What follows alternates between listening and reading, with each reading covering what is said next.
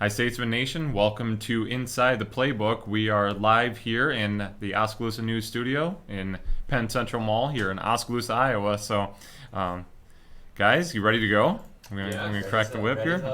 All right, here we go.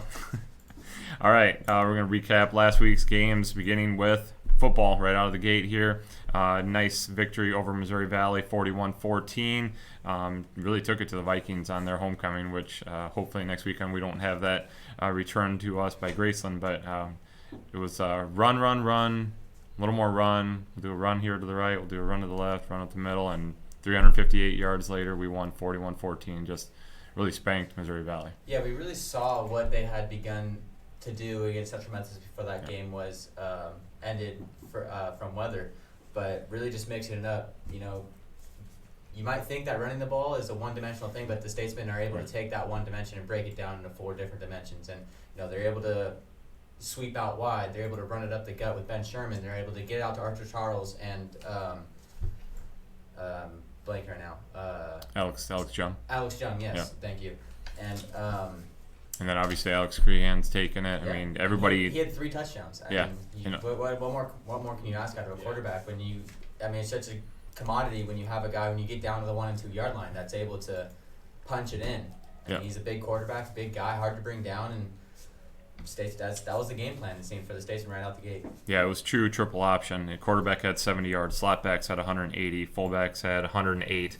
Again, every single yard picked up rushing. There's old smash mouth triple option attack there for the Statesmen. Obviously, would like to have more passing yards, but we only threw 3 times anyhow, so it's not like there was going to be a lot of passing yards off of that. Didn't need to do it. Yeah, if you don't need to. Yeah, and the script determined that. You get out to a big lead, no need to throw the football and just run some clock. And credit to the defense as well. You hold an offense. Yeah, you hold Missouri Valley to 14 points. That's going to win you most games. Oh yeah, so. No, for sure. Leading that defense, Rashawn Coleman had 3.5 sacks. Basically lived in that backfield all day. Had 3 forced fumbles as well. Probably got snubbed as not getting the player of the week, but just what it is sometimes. But great victory. Technically 2-0-1 in our last 3, so going into the bye week, trying to get everybody healthy, get ready for North Division play, and in a good position, looking like the team that everybody thought they would be. So, sure. Graceland we'll talk about. They're coming up next week. Jared will switch it over to women's volleyball. Yeah, well, volleyball last Friday played Mount Mercy. They took a tough loss. They lost 3-1. The offense really struggled to get it going. Had a tough time finishing some close sets. Corinne did have a nice outing. She had 10 kills at a 333 clip. Macy Bailey really stepped up as well. Despite the loss, she had a double-double of 20 assists, 13 digs. Somebody that hasn't gotten a ton of playing time as of late, but when she is in there, she seems to really get the job done. And Cameron Campbell has continued her hot play. She finished with 31 digs, really doing a good job on that back line. And like I said, after they took the first set 25-23, the offense really struggled to find any sort of rhythm. They kept it close in the second and the fourth set, but were unable to finish those sets off. But on Saturday, the team responded. They came back, and they were able to finish off those close sets. They won 3-1, kind of a reverse of what happened on Friday. The offense didn't play great, but was able to get some big kills in key situations. Particularly in the fourth set, they won 29-27. So once again, able to finish those sets. That's going to be key for them down the stretch here as we get into closer to the conference tournament. And, their backs are up against the wall right now. They're fighting clawing to try to get into that tournament. Yeah. Corinne played very well in that game on Saturday. She had 17 kills. Coach Cleaver said she put down a couple balls that she was just looked at her and said, "Wow, like how did you put that?" And then the defense stepped up 3 DSs, finished in double digits, and Cameron Campbell once again at 31. That's kind of been the magic number for her. She seems every night she's getting anywhere from between 30 or 33 digs per game. And Tuesday, what a match that was. I mean, that was a great 5-7. Yeah, really back and forth. Kind of a we're almost getting that point in the season where it's a must-win scenario to keep their season alive, and they showed up on their home court and they showed out. was able to finish off some tight sets again. So once again, it seemed like, they remembered that feeling what happened on Friday where they were losing those tough sets, and I came back the next 2 matches and were able to finish off those 2 sets, both, and kind of eerily, the second and third sets both ended 27-25. And with us facing set point against us. Yes, we were exactly. down 25-24 and reeled off 3 straight. So Yeah. that was huge. How much that had to do with home field advantage or home court advantage, whatever. Obviously that was big. Mm-hmm. That was all 3 of these matches we said coming into this week they had to go at least 2-1, Mm-hmm. preferably 3-0. Obviously, Mount Mercy's a team they're going to be chasing. Depending on how that works out, I mean, there's still several matches left, but that would have been good to have stolen one against Mount Mercy. But you can't lose to Peru State, you can't lose to Culver Stockton, Mm-hmm. and fortunately took care of business in those 2. So Yeah, and then in the 5th set, same sort of situation. Yeah. Yep. They were down 13-12, backs up against the wall, scored 3 straight points once again, and Coach Cleaver was really happy with some play out of the younger players, particularly Alyssa Young and Macy Bailey. Yeah. Alyssa Young stepped up, had 10 kills. Didn't hit the highest percentage, but really got some big kills in some big situations. And we've seen, she's coming off an injury, and she did everything she could to get back on the court. She got back a little sooner than Coach had expected, and you see the energy that she brings to the court. she is the X factor. Yeah. You have to have her in the Mm-hmm. not every single play, but you have to have her out there just for her. Yeah, like you said, her energy. She just if she gets a kill, even if she doesn't get a kill, she's very vocal. But when she gets a kill, everything just changes. Your whole mindset. You're just pumped. You're ready to go to the next point, and you got to have her on the Block or court. kill, she's getting her team on fire no matter what the situation is, what the score and is. she could do a little bit of everything. We've seen her step back in defense and play some nice defense. And then Macy Bailey's somebody that Coach said, didn't get a whole lot of playing time in the last game, but in that 5th set, Coach was really pleased with the way she stepped up and did some nice things in that 5th set to help seal the deal. Yeah, they're still trying to obviously figure out that setter position. Annalise at times looks great, and then you bring in Sydney Rouge at times, and Macy Bailey. So it's great to have that depth, but nobody's really stepping up. And obviously we can run a little bit of a 6-2 situation, but it'd be really nice if somebody would just say, "This is my position. I'm going to run it," and then everybody can feel really comfortable knowing this is the ball that's always going to come from this person, and we can adjust that. But when you got 3 different setters, that ball's always coming off their hands a little bit differently. So Yeah, and that's something Coach Cleaver has mentioned. It's just kind of whoever's clicking with who that match. One day it might be Annalise clicking with Corinne, and then it might be Sydney clicking with Danielle. And just one of those situations that is, like I said, as we get closer, just filling out more definite roles. But it's a really good sign for the Statesmen. They're able to come back from a tough loss at Mount Mercy, a very good Mount Mercy team, and then coming back. And they had chances to win, 2 or 3 of those sets against Mount Mercy, but didn't get a finish. But they came back and they were able to finish and really seemed to find that killer instinct. Yeah. All right, speaking of killer instincts, the men were coming into Central Methodist, men's soccer, coming into a Central Methodist matchup last Saturday. Rolling 6 in a row, the biggest match of the year against number 1, and unfortunately came up a little bit short. If you guys want to speak to this better, since you were actually at the game, but we gave them everything we could. It was certainly a very close match. The first half, it was really even, and both teams were able to slip through and create some chances. Central Methodist scored 2 corner kick goals, which is something the coaching staff talked about, that they tried to get everyone on the same page in terms of defending those set pieces all week long. Couldn't execute at the end. Each team got a penalty kick. The Statesmen scored off of a set piece throw in from the sideline, or no, it was a corner kick because Donnie scored. So goals in flow of play. Yeah. In my opinion, the second half, Central Methodist asserted themselves a little more. Not saying the Statesmen didn't play bad, but they were just a bit aggressive in trying to go to the ball and win it back and do a little too much. Central Methodist, I think, has that instinct from going all the way to the championship last year, the patience, possession being their favor, a majority of that second half too. So it's something I think that the team can take away and learn how to be a little more calm when they're playing in a big game, so that then when they get to the hard tournament and hopefully We believe they'll make the national tournament. When they get there, they're not scampering around, running around, trying to win a tackle, slide in, win the ball, but they can get back into good defensive positions because with the formation they run, if they get out of position, it creates a lot more danger than with some of the other formations other teams run.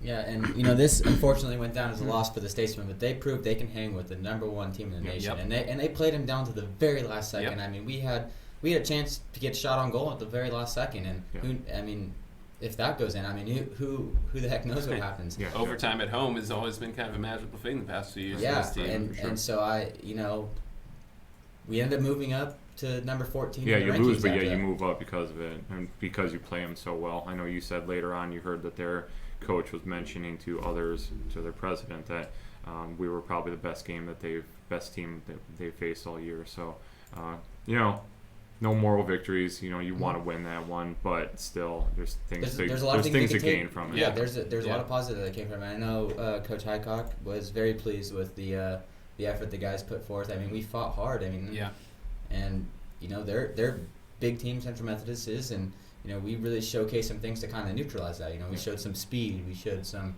grittiness and toughness, and it goes down as a loss, but I think there's a lot of positives you could take away from that, and something that maybe if we face them down the pipe sometime, and I don't think they want to face us again. No, Jamie said that they were slightly afraid of this William Penn team coming here as being different, being much improved this year. And I went downstairs trying to see if he would come up and talk to us, and I listened to his post-game speech to the guys, and he obviously wished that they would have won, but he was very motivational and very positive and trying to make sure that he kept the heads up on the guys because they did play their hearts out in that one.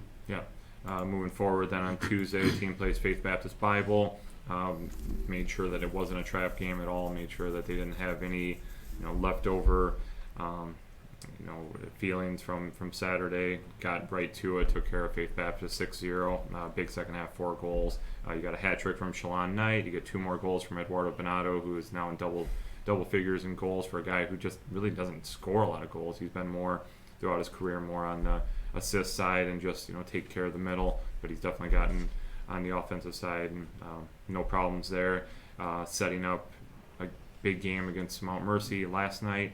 We won 2-1. The score was a lot closer, in my opinion, a lot closer than the competition actually was. We dominated that second half, and honestly, probably should have been more. I don't want to, talk Jamie Highcock ways, but we should have scored many more times. Okay, yes and no. You do, you don't. It doesn't matter. But we definitely had a chance to really have blown that up, and took care of it. Bernardo Lima, again, the unsung hero, just gets the job done. Couple of goals. Sensational. Sensational, that first goal, bicycle kick in the box. Top 10 play nominee. Definitely. Then he finishes off another one, just in the right position. Shalon Knight centers it right to him, puts it away, and we did more than enough to win that one, and just inching ever closer to a Nationals berth. I won't have any question in my mind. Obviously got to take care of a couple more opponents down the pipe here. Can't just go 0 for the rest of the way and expect to still be in the top 48, but we're definitely in position to accomplish that goal, and we might even be a team that's hosting that opening round tournament. You got 16 opening round sites. We could be one of those for sure now, the way we're playing. And that at Dross Field would really be something special, especially for our guys. These guys are so hungry, and they want to make it to the Nationals. They want to not only make the Nationals, they want to go on a serious run. These guys are hungry, and it's incredible. You expect that, like a team that's winning as many games as they are, and some, pulling off some of these big wins, and you expect them, take the foot off the gas pedal a little bit, but no way. These guys are as motivated as ever every time they get back out on the pitch. And I think so much of that, again, just keeps coming back to that there's so much senior leadership here. Really is. These guys know this is the last dance. Mm-hmm. We've got to make this count.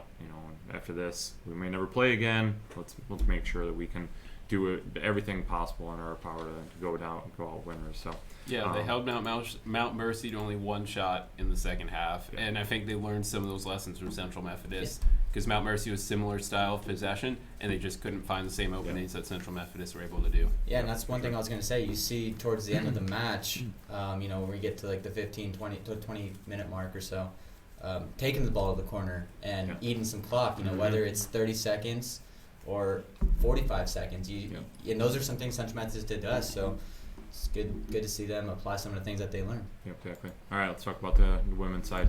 A little bit of the other side of the script for women's soccer, who have not been as strong as the men. Of course, similar schedules between the two. They play Central Methodist, who is a top 20 team, and they are blasting away in the heart, and they blasted us away 8-0. Yeah. But it was also a little bit of change of position. There was also a couple player issues, and of course, we're still transitioning goalie with Riley Ludwig still hurt. So, Central Methodist, top-ranked team. All right, moving on. Kind of expected, yeah. Yeah, they move on to Faith Baptist, and they have a better game. And I think, similar to what Jamie would say about the men's last night, probably should have won by more. It was only a 2-1 score. Isabella Davies, Bella Parami both score. That's actually Bella's first goal of the year, which seems weird considering she's always factoring in the game somehow or another. But good to see her get a goal. And the Statesman, if you look at the box score, it seems like it's pretty close. But if you look at the play-by-play, the Statesman had the majority of the shots. They threw up over 20, I believe, and even though Faith Baptist, I think, had 6, almost most of those came in a short spell in the second half. And the Statesmen also got to try out Vanessa Hamilton in goal. Told you it was a tough name to say. I fell into your trap. That's bad. That's bad. So Vanessa Hamilton got some time in goal, and she actually did all right because with Haley Brothers on the shelf at the moment, as long as Riley Ludwig, you need someone else because if something happens to Addison Blom, then all of a sudden you're trying to throw a random defender in there. He's and never been in that situation before. Never goes well. So they take the win against Faith Baptist. They come home, and they have a game against Mount Mercy as well. They score first, courtesy of Iris Navarro, who central defensive midfielder. You expect her to be running in the midfield, kind of winning tackles, and that's what she did. But then all of a sudden, she decided to take it to the offensive side in this game. She made a couple breaks. That one, Isabella Parami put one that was right on the right spot for her to get it in stride. Goes down, beats the keeper. It's 1-0. And then things get a little weird because we give up a very interesting call where Addison Blom has the ball in her gloves. Then she sets it down. A Mount Mercy player pressures her. She picks it back up, and that's a no-no. Yeah, she set it down to I think, kick it, fix her socks, I think, or something, and picked it up and totally forgot you can't put the ball down and pick it back up. So it's the same as your own team passing it to your own goalie, and she picks it up. And so the Statesmen give up the goal. It was placed at essentially the top of the 6-yard box. They put it in, and I think William Penn didn't know what was going on, and so that's, easy to score from that range too. But they were totally unorganized. Ref blew the whistle, and the goal's in. Who knows what's going on? Halftime 1-1. They come out, look better in the second half. They are pressing, and Navarro gets put into a forward role. Again, they send it over the top. Fellaini rolls it to Navarro. She scores her second of the game.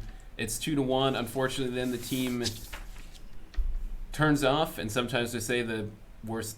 It's better. No.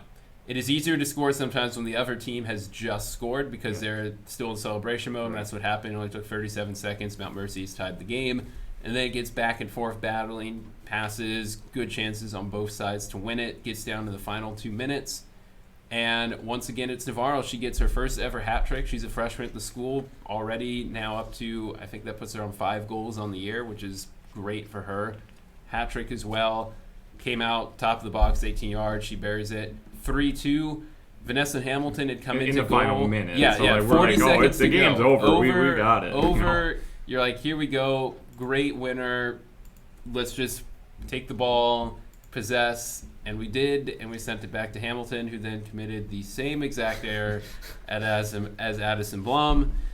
And so this time, though, despite however criticism you want to throw, which we're not going to do here, the referee stopped the clock, and because of that, everyone got back defensively, and Hamilton and Parami and everyone got everyone organized defensively, and I think that extra time gave the Statesmen a chance to set up, and it got into the head of the Mount Mercy player who took the shot, and she just made the field goal, but not the goal because it Right. sailed over Yeah, the net. at that point, then it's set up as a PK, except for you got 9 people Yeah, on the line on the versus goal one line. person. Yeah, So now you've got now to you place have it to- just over their head, and she Yeah. just launched it.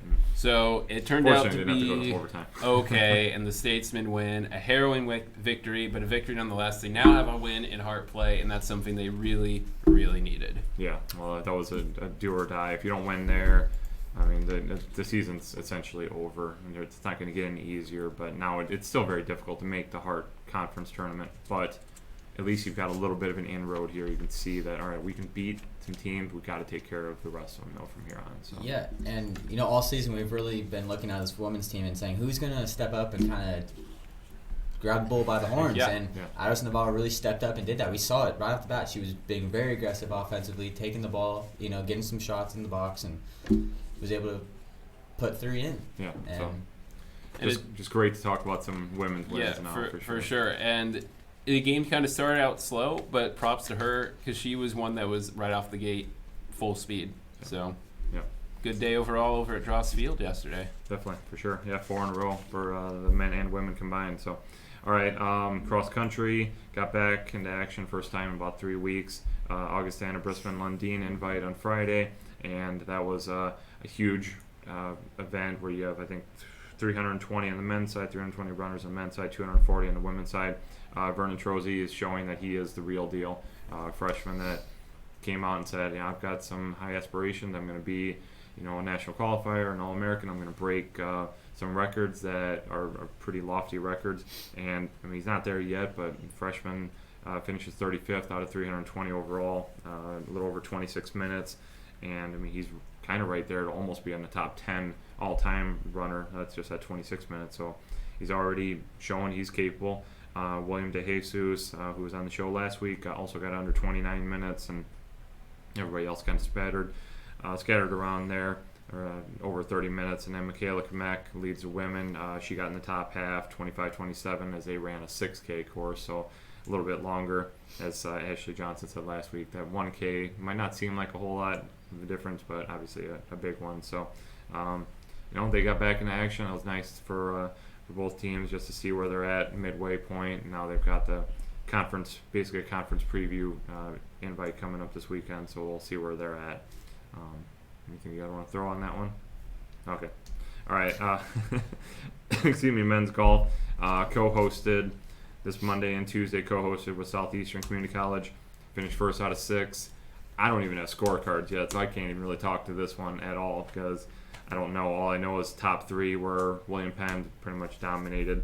A little bit of a weaker field. Oscar Flores Martinez, Oliver Stanway, Spencer Tucker finished 1, 2, 3. So we get the win. Good one for the Statesmen, and they'll have one more tournament. Baker match play coming up this week, so we'll talk about that in a little bit. So yeah, once again, kind of piecing together here in the fall. There's some guys that are expected to be back in the spring, and they're playing well. yeah, they're taking care of business and just getting ready to at least throw their hat in the ring when it comes time in spring. Like, hey, I played well in the fall. Maybe I should be part of the mix in the spring as well. So, all right. And then I guess also really unofficially, lacrosse teams had their first match of the year. The men took it on the chin against North Dakota State and St. Thomas, but Coach Christiansen said both of those teams would easily win the NAIA national title. So it was really good competition for us to see somebody on the scrimmage side, and then the women take on Upper Iowa and beat them. So take that for what it's worth. Against the scrimmage, a team full of freshmen. well, it's a D2 Upper Iowa team, so I don't know what their lacrosse program's like and against the scrimmage, but hey, you got to take something. I'm sure there's a lot of positives to take out of it. They felt really good about that. Coach Smeek was excited about their potential after seeing that. So hey, it's technically their first win. It's not going to go down to the exactly, scorebook or the record book is that, Right. but great moment for a new program. Yeah, going back to the men as well. Coach Christiansen, we talked to him a little bit last night. He said, it's a humbling experience for these guys. They come in and there's a lot of talent on that team from what I hear. And a lot of high expectations already, and they haven't even played, and they're already. Yeah. So it was. He said you kind of accomplished the goal of kind of humbling them a little bit and kind of showing them that they got to work really hard. This is college lacrosse, getting them up to speed with how college lacrosse works, because that's in any sport. Lacrosse isn't a sport that we're too familiar with yet. but it's a sport that, in college, things are a lot faster in every single sport. I mean, it's just how it is. So it's really good for them. A young team, a lot of freshmen. So.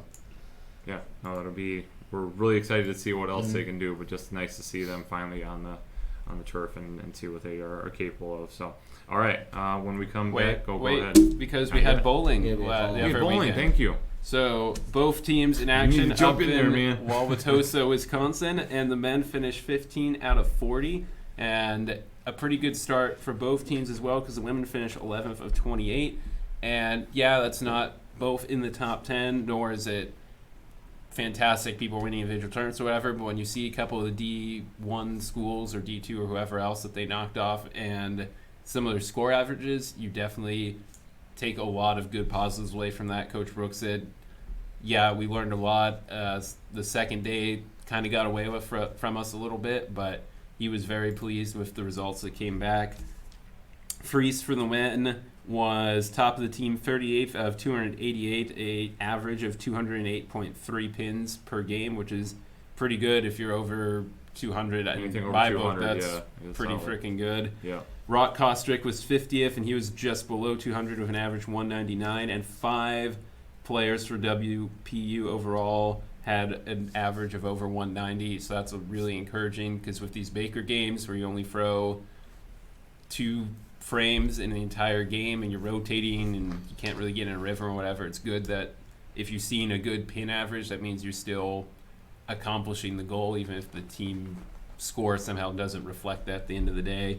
The women were led by Nicole Kraft, who finished 10th overall, so she gets her first top 10 of the year after having 2 last year, an average of 203, which was just a few pins off the individual winner whose average was 216, so a great start for Nicole Kraft. You also had a freshman, Alexis Lake, who stepped up with a 191 average, 30th overall, and Palmer finished 39th with 186 average overall. So a pretty good start for both teams and encouraging right out of the gate for a team that Brandon Brooks is pretty high on. Yeah, that's a huge Tier 1 tournament, immediately to start the season. They're going to face, those are teams that finish ahead of them are going to be top 10 all year long, and teams that we're going to be competing with hopefully at the national level. So it's a good start knowing that we got several new individuals, especially on the women's side. Alexis Lake performing really well. Brandon Freese on the guys' side leading the way. So a lot of expectations out of both of those programs, and I guarantee they will be at the top when it's all said and done, that they'll be in the mix. So all right, now do we have everything, I guess? I think that's all of them. Okay, I'm telling you, there's a lot of sports going on for sure. All right, when we come back, we're going to talk about a sport that we didn't talk about in the first segment here. Women's golf will come into the studio. We'll be back in a minute. Okay. All right, let's take a long. Over the world, but also in the diverse opportunities for hands-on learning. The equipment you get to use is legit. The experiences here will help me get a job when I graduate. I am a leader. I am a trailblazer. I'm proud to be a statesman. William Penn University. Make a statement, be a statesman.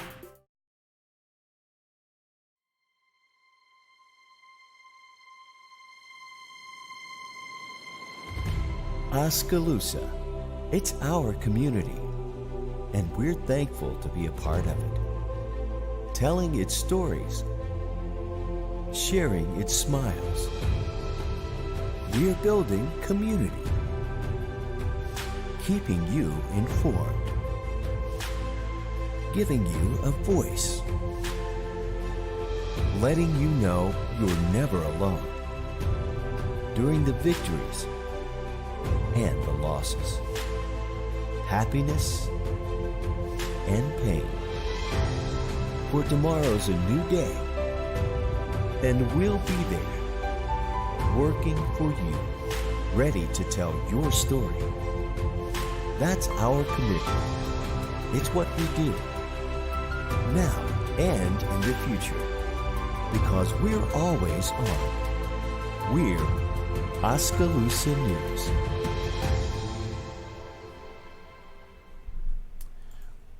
Welcome back, Statesman Nation, and we're inside the playbook. We are joined now by head women's golf coach Bailey Rhymes, as well as senior student athlete Alexis Guimaraes out of San Ramon, California. So appreciate them coming aboard. Ladies, how we doing? Good. It's a good morning. We're awesome. There we go. Great day to be a statesman. Always it is. Great day to be a statesman. All statesmen. Yes. All right, Bailey, we're going to get right into it. You have made the transition, and done well in the transition of becoming a student coach into a head coach. Let's, for the 1 millionth time, let's talk about that a little bit and how you made Nick a believer, I guess, so to speak. I don't know. I mean, that was a tough one. Yeah. But it's been a learning experience, to say the least. I'm not going to do everything perfectly. You're constantly learning new things as the season goes on, and I'm going to try to do my best every single day for them. I think a big thing that I've learned, it's all about communication. Everyone has to know what's going on. They have to be on the same page and have to believe in the same purpose that we have as a team. I think that goes back to the kind of the basics of our philosophy as a team, and then it goes into really digging in with the younger girls and trying to develop them out for the future. Yeah. Let's talk about your philosophy a little bit and how much Mr. Rule has played a part in that. Maybe not at all. You know, I'm going to say he's your mentor and blah, blah, blah. I know that probably will make him very proud, and it'll, put shivers up your spine saying that. But I don't like to go into too many comments. yeah, exactly. Not too many. Yeah, he can't fit through a door half the time. So talk about just your guys' relationship and how, again, he has kind of molded you into the coach that you want to be, and and how he's helped you as a young coach. I mean, again, you said you don't know everything, and it's going to take a while till you know everything. But probably never know everything. yes, exactly. It's been amazing having Nick by my side along the way. He's always there for me. If I ever have any questions, I can just ask him. It's very open. Another big thing too is that if we ever are doing any events or things like that, I ask him what his feedback is on, what does he think. If we're having tournaments and things like that, I ask him because he's usually played in those courses before. He also helps me a lot with making sure that I'm becoming the best coach I can possibly be and a good mentor for these guys, and making sure that that I'm doing everything I possibly can to be my best. And he's been amazing. Honestly, I couldn't ask for a better mentor. I really hope he's not watching. Well, we'll edit that part. We'll ask Ken to do one little edit. We'll take that out. She didn't say mentor. No, he's been amazing, and I know that I wouldn't be in the position I am today if it wasn't for his help along the way in teaching me everything he knows. Yeah. We'll get to come back to you in a second, but Alexis, and you're just sitting there just with a big smile, so we got to get in with you a little bit. All right, one last ride as a senior. You guys have won a whole lot in your career. Let's talk about the emotions going into this final year. Oh man, it's crazy. It's gone by really fast, especially this is such a new and young team. The class above me had 6, 7 people that they were huge leaders and just personalities and just huge segment of the team. And so it's definitely different, but it's really fun to have all these new girls that are so willing to learn and ask questions, and they're excited. It's really exciting, and for me personally, I think this season is just about leaving it all out there and just enjoying that last ride. Yeah. Talk about how your leadership role has changed and how much you maybe gained from some of the your predecessors. Me and Brittany are the only seniors, and right. We have Madison and Katrina as returning juniors. Going through the program, people like Elise and Megan and Deanna, they were big leaders on the team, and I definitely looked up to them. They definitely took people like myself and Brittany under their wing, and it's just about learning from them and keeping the team together. That's the biggest thing for this program is we're very family first. It's always we, never I or myself kind of thing. And it's just continue that, putting it into the younger kids, and they always say, leave the program better than you found it. And that's just Brittany and I's goal. Teach the young ones how it is and the culture that we work so hard to build upon. And it's not, we're teaching them it's not always about winning, you know, it's always about your teammates and keeping each other accountable and being there for one another and picking each other up when you're down kind of thing. So. Yeah. Well, winning obviously helps a lot to be a heck of a lot more fun. Keeps a smile on the faces for sure. All right, Coach, let's talk about the senior class a little bit. It is a smaller senior class, but let's, you know, talk about how impactful they have been, considering, you know, you're in your first year and you're still trying to figure out the ropes, all of that, how much they've been able to help. Honestly, they've been amazing. It's been phenomenal. Actually, all the upperclassmen have just been phenomenal about teaching the younger guys, getting them out on the course, making sure that they know kind of what we're about. I can talk about it all the time, but if we're not living it, then it's not going to happen. You got to practice what you preach. And these guys are doing it day in and day out. I see it. They don't know I'm watching sometimes, but I see it. Yeah. And I couldn't be more happy and proud about them. All right, let's kind of, both of you guys can answer this, however, and whoever wants to go first. But how is it working the transition from, and I know you've been student coach, you've kind of already, you were already working on that relationship, but playing for a friend, coaching a friend, how is that gone? Because I mean, you got to draw the line sometimes and say, all right, I can't be your friend right now, I have to be your coach. And other times, okay, well, we can put the friend hat back on and blah blah blah. Personally, I think it wasn't as big of a transition as most would think, because I had coached every single one of them throughout their career at some point, and so we were always pretty good about drawing the boundaries when it got to golf and to practicing on the course and traveling and things like that, to where I have a bonded relationship with you, but I also have a purpose of being there. Like, I'm here to push you, to challenge you, to build you up, and I don't know, like, I just think it really hasn't been as big of a thing as people might think it is, just because we've already created the relationship on the golf course as well that is outside of being friends when we were both students. Sure. I agree. I mean, people, and you hear it on campus sometimes, like, oh, what's it like? Like, she was your teammate and your student coach, what's it like? And we're close, and it goes the same way. You're not that close, though. We're close, but I really don't like her. I'll call her my friend, I guess. Plot twist. No, we're close, but we're able to have that professional relationship at the same time. I think the fact that we do have that strong relationship helps with coaching. I mean, when you're both on the same page, both have the same vision, and you're able to keep each other accountable, I think it works well. I mean, we'll joke around on the course, but when it's go time, and we're focused. And I'd say everyone still respects her as a coach. She's a really awesome coach. And we joke around and have fun, but when it gets down to it, it's focus time. And I think the team as a whole does a really good job with that. Yeah. It's running day, isn't it? Because she's buttering you up like, please, not so much. This morning. Oh, okay. Workouts All right. this morning. Good stuff. All right. Great start to the fall season, Coach. Already got some wins under your belt. Already chasing Coach Rule, and gonna take him down in just a couple of years at a win total.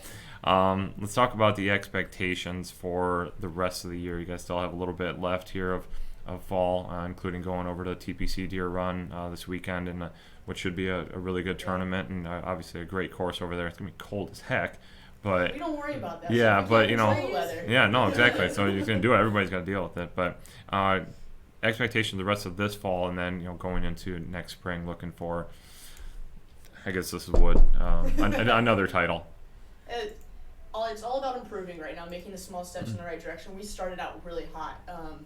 I don't think we all expected to start out that hot. It was pretty impressive, honestly, and I owe that all to them. They did a phenomenal job about getting after it right out the get-go. But it's all about making small improvements down the line. We want to peak at the right time. Down in April when conference comes around, we want to peak at the right time, so we're going to get 1% better every single time we get out there, and we're going to learn from each tournament. Yeah, we won this tournament, but what could we do better? Let's bask in the glory now, but let's think about what we can do better tomorrow. Yeah. So that's a big thing right now, just grinding it out. And then another thing too that we talk about a lot is control the controllables and don't think about the things we can't control, just like the weather. We can't control the weather. We can't control what the course is playing like. we can't control what everybody else is doing, but we can control what we're doing. And so that's what we focus on a lot. It's not necessarily like we want to go out here and win, we want to go out here and do our best. And so if they do that every single day, every single tournament, I'm a happy camper. There you go. Happy So- coach means you don't have to run as much. Yeah. Happy coach, happy player. That's right. So a little bit on that, TPC obviously one of the player sports is a big Mhm. deal. They have national tournaments and all that. Do you do anything as a coach to prepare players going to a new course, even if they've played it, or maybe for some of the new players who haven't played it? How do you prepare them for especially a tougher course, but any course in general that you're venturing out to? So TPC plays a little bit longer than most. It's a little wet and obviously beautiful course, taken care of by John Deere, and then not sponsored by. And so we play them longer in practice. When we do qualifying, things like that, we play longer than we have to, so they can get used to the longer distances and less rollout. And then on top of that, we will be playing a practice round tomorrow. And so getting those that haven't been to the course already, time to see the course, walk around, get a practice in, and then we'll have a meeting after we do our practice round in practice to kind of talk about the course, kind of get a layout of the land, and have anyone ask any questions they might have. Alexis, before we get to our Furious Four questions, thanks, Jared Goodman, for all that. But talk about your own expectations for this year, tangible stuff. I know you said I want to be a better leader in this, and that's all great. But as far as a player, what are you looking at? Like, I need to improve on A, B, C, and D to really accomplish my playing goals. Well, I think the biggest thing for me that I definitely learned a lot over the past couple years, especially last semester, is just control what I can. I'm only control of myself, the course conditions or how other people are playing, out of my control. All I can do is believe in myself. Mhm. I think that's the biggest thing that I just need to keep doing, and just doing that and leaving it all out there. Playing with no fear is kind of my mentality going into this season. Just leave it all out there, believe in myself, and everything else should take care of itself. We like to believe that, right? Yeah. All right. And then Go ahead, before we Justin. do that, just because as a golfer myself, it's not a sport you really just don't play in PE. You don't walk onto a field and kick a ball or anything like that. So how did you end up getting into golf?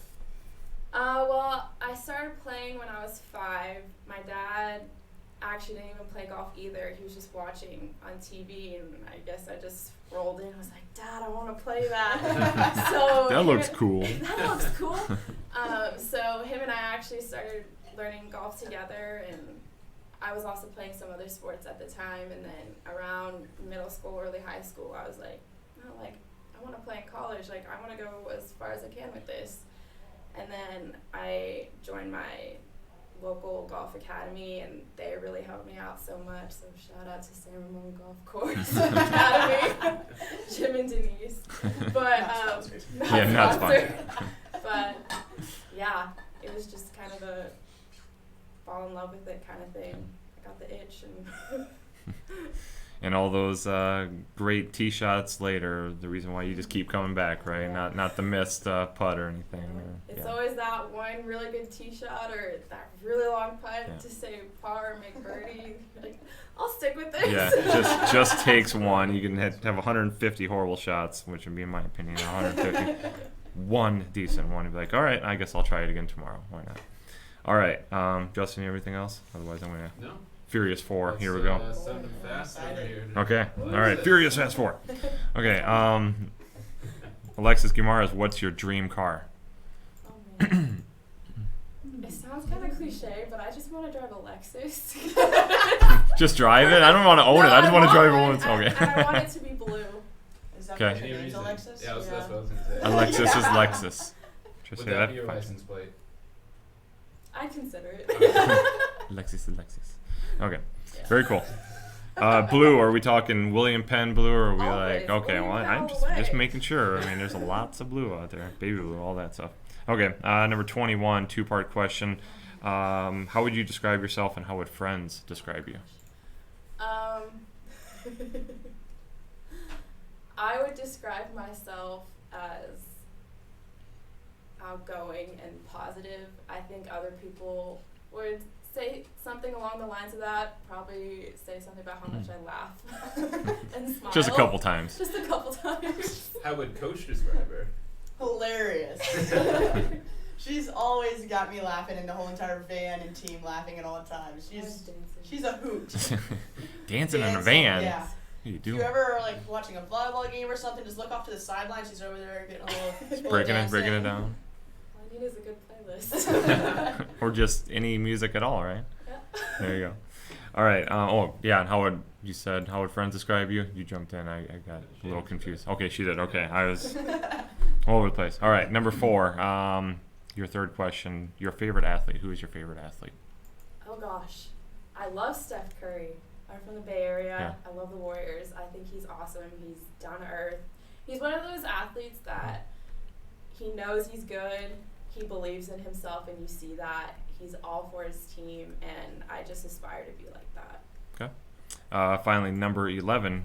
Probably know the answer to this, but your favorite sports team.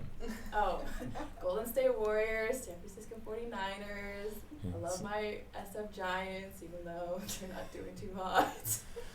Yeah.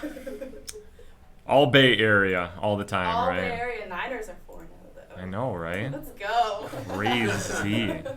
Waiting for the other shoe to drop on that one, but maybe it won't. I've got faith. There you go. All right. Thank you, ladies, so much. Once again, head women's golf coach Bailey Rhymes, as well as senior student athlete Alexis Guimaraes. Best of luck the rest of the season, ladies. Thank you. Keep tabs on you for sure. So, alrighty. When we come back, we're going to preview next week's games. You are inside the playbook.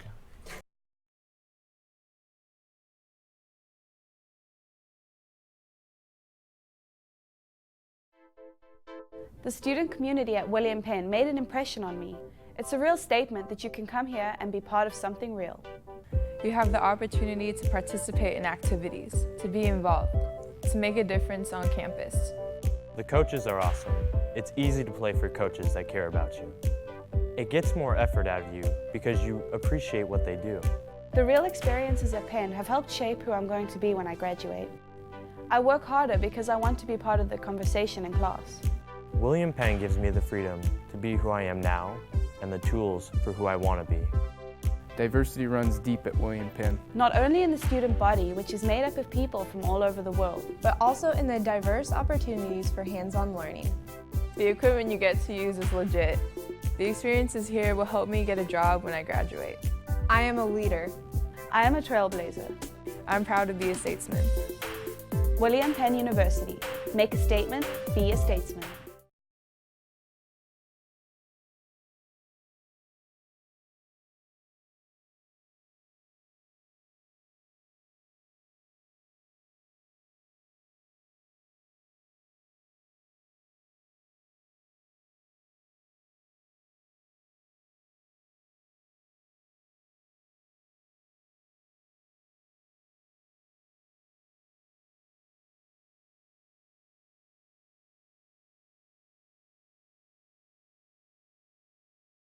You're never alone.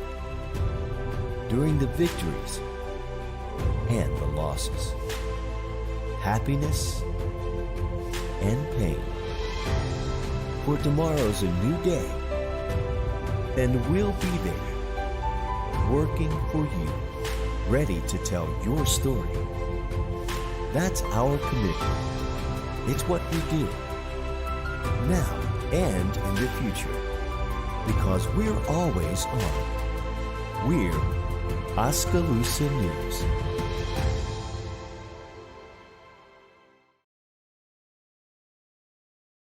Welcome back, Statesman Nation. We're going to preview next week's games, which, as always, guys, a full docket, so we'll get right to it. First off, football off. We don't talk about football, so that's a good or a bad thing, I don't know, but we talk forever on football. So they're off, getting healthy for a North run.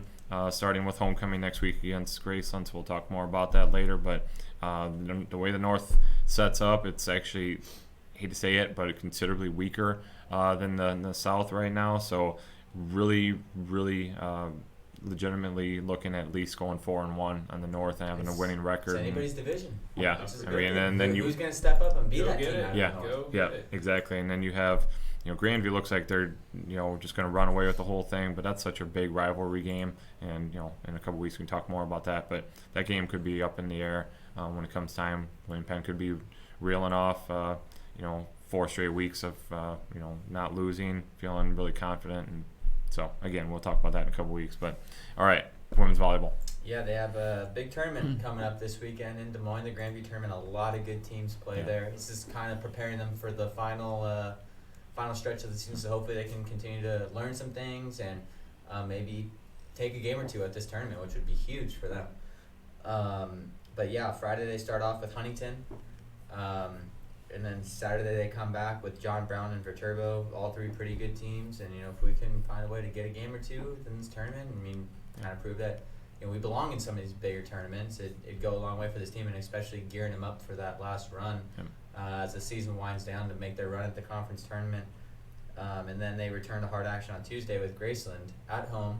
They already went down there and they beat them, so now they got to come back up here and take care of business and keep going. They've won 2 games in a row now in the Heart and 2 big games, so look forward to them keeping it going. Yeah, it'll be interesting to see how they stack up against the likes of Viterbo. Is going to be a different beast. So if you could steal a set against them, you feel really, really good with a top 10 team like they are. But Huntington and John Brown, I think I don't know as much about them. Hopefully, maybe you can steal a couple there, and then you just got to take care of business against Graceland and get that big win there. So men's soccer.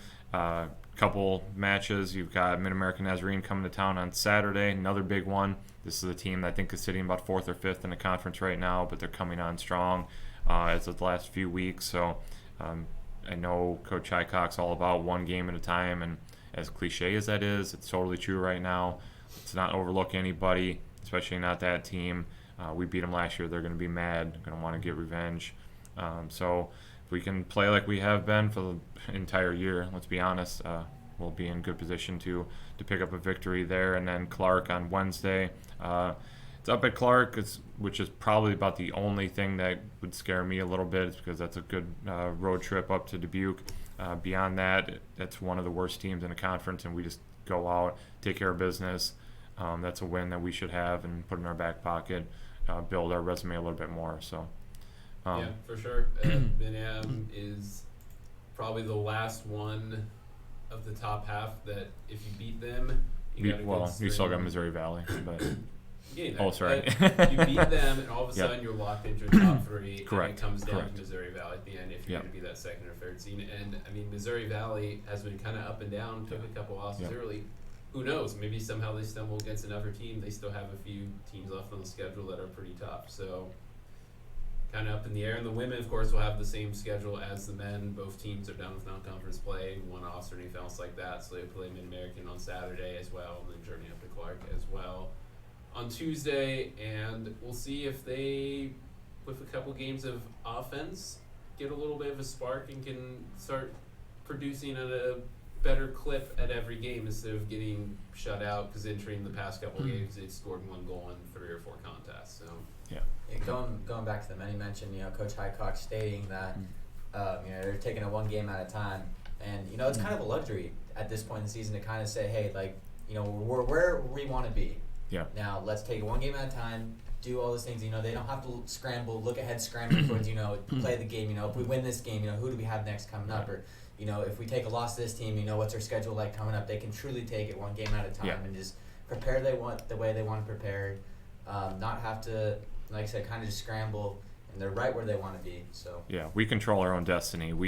Outside of not winning the conference, we need help there. But being in a position the bigger goal was to make nationals, and right now we just beat who we need to beat, 1 game at a time, and again, they're like you said, they're not scrambling trying to figure out, we have to win 3 of our last 5 to make the tournament. It's no situation like that. It's just we do what we need to do, what we've been doing, we're fine. Yeah. Heck, all right, Central Methodist probably has won the conference. They've taken care of Missouri Valley. They probably, I don't know who's left. I really don't see anybody really challenging them. They're probably not going to take a loss. They're going to be undefeated in conference, only have 1 loss in the year, blah, blah, blah, blah. Yeah. Get to the conference tournament, though. See what happens. They might face Missouri Valley again, who will be hungry after losing a couple to them in a row. Maybe they knock them out. All of a sudden, doors might open. You may get a second chance at them. See what happens. Yeah, for sure. And I think on the women's side, these are two of the tougher teams, not upper echelon, but I think Mid-Am is third in the conference right now. Clark is right there in the middle of that of the pack. Two teams that are definitely beatable. But we're going to have to bring out our A game for sure. Yeah, and it's one of those where if you could get those couples, suddenly you're back to life. You're off life support, and you have a pulse again in the conference. If you take a loss or two. Yeah, I mean, like I said, in the next handful of days, we'll find out if we're in position that we could even do it, because there's still some good teams left to play. Evangel is a shocking number 2 in the conference right now. They're not receiving votes even, but they're second in the standings, so we still have them down the pipe, which has normally been an easier game. So there's just nothing easy coming into Hart, and it never does. So cross country wise, it'll be a conference preview site as they go down to Fayette, Missouri. Central Methodist Gary Stone Invitational on Saturday. Should be a good one. I'm sure most of the conference teams will be there, and wanting to see what that whole course is going to look like. So be really interesting to see how our top runners, especially Vernon Trozy, how he stacks up against conference competition, and see if he's right there in the mix to make a national qualifying spot. Probably being, I think, top 10, top 15 is what you need to do there. So he very well could be one of those guys. Talk about women's golf. Women's golf, we just talked to Coach Bailey Rhymes and Alexis there, and they are playing this weekend, TPC Deer Run. I don't know the exact, how many teams? I think she said there's 13 or 16. So that's a pretty stacked, I think it's 13, 13. Deep field, a lot of players out there. So they play both Saturday and Sunday, and we'll get the results to that Sunday night. So check back for those results and see how the Statesmen do on their third tournament of the year. And then after that, they take another little short rest. Yeah, no, it'll be a good one. I think Bailey said there's a whole lot of teams that they've never played before, so it's going to be kind of interesting just to see how they stack up against some teams that are over in like the Indiana, Illinois area, Wisconsin, etc. So yeah, that'd be cool. Speaking of a cool event, men's golf completes its fall season at the Baker Match Play tournament. So Prairie Highlands will be the host course down in Olathe, Kansas, and again, I think I mentioned this last week, and just right there in the title, match play. We're not playing regular stroke competition, not seeing, hey, it's a 294 good enough as a team. You're literally going, all right, Justin, you're facing Jared as the number 1s for both team, and then the number 2 is facing, and the number 3 is facing, 4 is 5, and whoever comes up with the most wins, Ryder Cup style, all that, it's going to be a lot of fun. I really actually kind of like to go down there and see that. They're guaranteed 3 matches. There'll be 8 total teams, so they're already going to be pre-seeded. So you'll find out, okay, if we're number 3 seed, then we'll get 6, and however it works out, you'll go all the way back in consolation. So they'll at least get roughly 3 rounds of competition under their belts on Monday and Tuesday. So that'll be just a lot of fun for them to close out the season, and I guess put a little different type of pressure on themselves, see how they can do head-to-head. Yeah, that's different with golf, because having played golf in high school, coached a little as well, at times it can grow. It is kind of the same thing over and over again. Yeah. If you're a good team, you do want to change it up. And a different format challenge you in different ways, because then it's not necessarily, oh, what's my score at the end? Now it's, I need to win this hole. Can I get this hole back? All right, I messed up on that hole. Can I push him on this hole and get back into it? So it's a bit of a different mentality. Totally. And it also would be really fun. I wish I could do something. I never got a chance to do that, so that should be a fun event for them. Yeah, it'll be interesting. There's goods and bads there, because like you said, you're going to press harder at some times than you normally would, but in other times, like if you got a big lead, I can afford to like lay off on this hole, and worst case, I put it into the weeds, and now I can't win this hole, so I can just give up, and that wouldn't normally be your mentality, in stroke play. So yeah, but it's better for course management, because then you can sit there and you think, okay, yeah, I've got a lead, so I'll play the course smarter so that I'm looking for par. I don't have to take out the bigger club and really swing for it to try and get it on the green because I need a birdie or something like that. Yeah. So it's a good way to learn that course management, which will then help once you get back around to the end of the season in the spring when you're playing for championships and things like that. No, I definitely think it'll be great. Lessons learned will come out of it for sure. So, all right, do we cover everything? feel Bowling's like off till bowling's 19th, off, yes. 20th. I think that's about it. Speaking Yeah. of you versus me, ready for fantasy this weekend? We're facing off in our. All right, we'll talk in our about this league, next so, week then. Find out who won and who stepped up for them. See if they picked the right RB1s and all that stuff. So Props to Wade for learning the lingo here. I know I'm Let's go figuring for figuring it season. out. I haven't played fantasy in 20 years, so I don't even know. But 90% of our conversations. yes, revolve around fantasy yeah, for football. sure. All right. Yeah, and then just a few weeks down the pipe, we're going to be talking basketball and wrestling, and yeah, it's going to get Big really busy homecoming for weekend, for yeah, sure. big homecoming weekend next week. So that'll be exciting. Bringing Graceland to town, football. Hopefully, if you're watching this, definitely come out and check out the football team. But check out soccer's going to be playing that week, and just come back All and the see your sports. friends. Yeah, I mean definitely. Just enjoy homecoming activities. So. One of the best weekends of the year, in my opinion, if not Oh, the best. Yeah, no, definitely, for sure. All right, so again, for Jared Goodman and Justin Burtis, I'm Wade Steinloggy. We are here in Oskaloosa News Studio in Penn Central Mall. Thanks to Ken and Ginger Alsop for hosting here every week. We're very, very blessed to have a relationship so great with them. So until next week, you are inside the playbook. Go Statesman.